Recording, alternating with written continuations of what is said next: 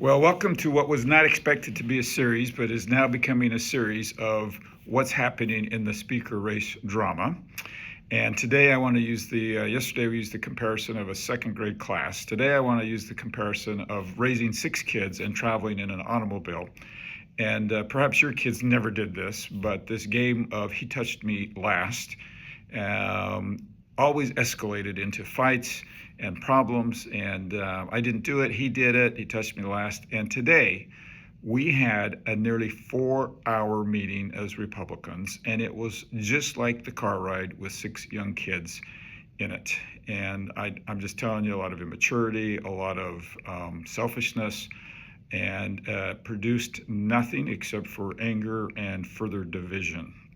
So the update is that Jim Jordan is what we call the speaker designee, which means he gets to call the shots about whether we vote on him on the floor. That's about all he gets to do, but he has some control, but that's about it. And so it was expected that today we would vote for the third time to see if Jim could increase the number of votes. It became very obvious that if we called a vote, he would actually have less votes than he did last time, and perhaps even substantially.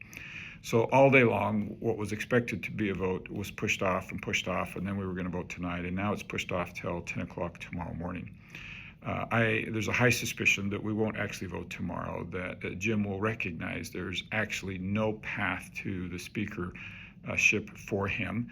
Same problem that Kevin had, same problem that Steve Scalise had. 4 or 5 people can keep him from getting there, and right now there's a minimum of 20 who are just absolute no's. Now, this has gotten even worse. Many of those 20 have had death threats. Their families have police cars parked out in front of their homes, and you can imagine that has not made them at all more interested in supporting Jim Jordan for Speaker, and has further divided our conference, which must come together.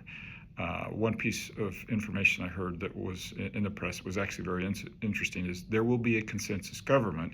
The question is, will it be a consensus of Republicans or a consensus between Republicans and Democrats? And right now, we seem to be failing to find a consensus among our own numbers. So that's the latest. If Jim fails, we will then go into renominating additional people and go through that election process, which is a couple of days at least, before we'll be back on the floor voting for Speaker. I wish I had better news, and I just may be adding to this series in the upcoming days.